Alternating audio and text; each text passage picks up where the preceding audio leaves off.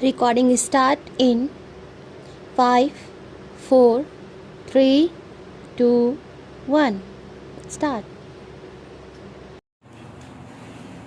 The question is whether the sales in question would qualify the expression sale in the course of import.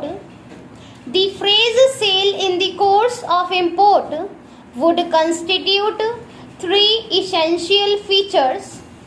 One, that there must be a sale to that goods must actually be imported, and 3, that the sale must be part and parcel of the import.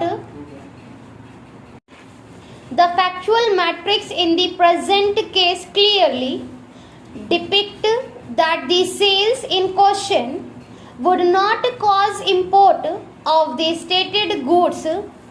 Instead, it would result in taking away the goods on the ongoing ship as a ship store outside the territory of Indian waters for being consumed on the ship and not for export to another destination. As such, the appellant have advisedly not pursued the argument that the stated sales would result in an export or would be in the cause of export. For such argument has been rejected by this court in Madras Marine. Consideredly, the principle underlying the exposition in the above referred reported decision would apply for considering the argument as to whether the stated sales can be regarded as a sale in the course of import. As such, the two-judge bench in Madras Marine has considered the decision of Constitution Bench in Burma Shell. The court noted the dictum of the Constitution Bench to the effect that in order to exclude the taxation by the state, the appellant had to prove that there was some other state where the goods could be said to have been delivered as a direct result of the sale for the purpose of consumption in that other state. And as they failed to do so, the goods loaded on board of an aircraft for consumption, though taken out of India, was not export, since it had no destination where it can be said to have been imported, and so long as it did not satisfy that test, it could not be said that the sale was in the course of export.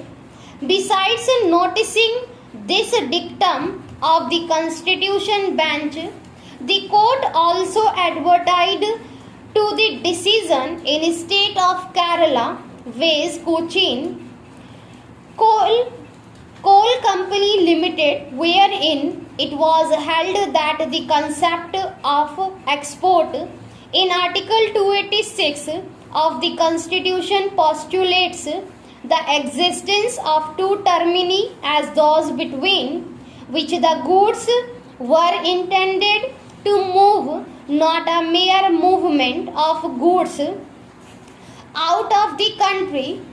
Additionally, the court also extensively adverted to the decision of the Andhra Pradesh High Court in Fairmax Trading Co., the state of Andhra Pradesh, and approved the same dealing with the similar argument.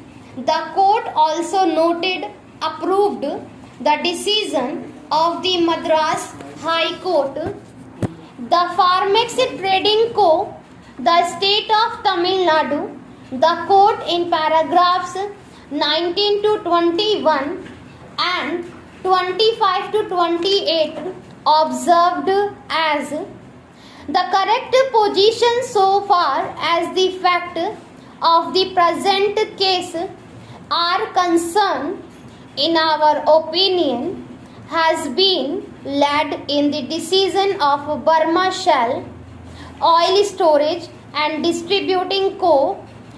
of India Limited CTO. This court observed while all exports involved are taking out of the country, all goods taken out of the country cannot be said to be exported. The test is that the goods must have a foreign destination where they can be said to be imported.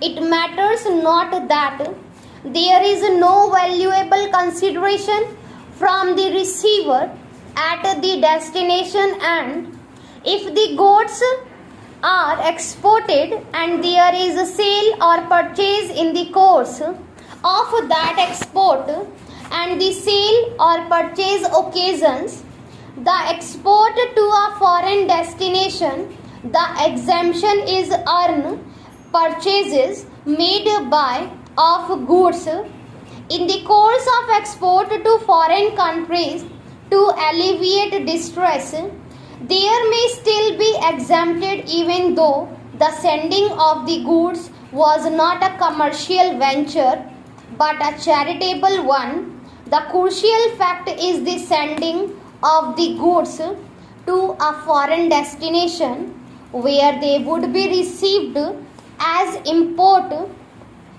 The appellants in that case dealt in petroleum and petroleum product and carried on business at Kolkata. They had maintained supply depots at Dum Airport from which aviation spirit was sold and delivered to aircraft proceeding abroad for their consumption. The question was whether these supplies to the aircraft which proceeded to foreign countries were liable to sales tax under the Bengal Motor Spirit Sales Taxation Act 1941. The contention of the appellants in that case was that such sales were made in the course of export of such aviation spirit out of the territory of India, that they took place outside the state of West Bengal, that inasmuch as aviation spirit was delivered for consumption outside West Bengal, this state's sales could not fall within the explanation to clause of Article 286. It then stood. It was held by this court that in order to exclude the taxation by the state of West Bengal, the appellant had to prove that there was some other state where the goods could be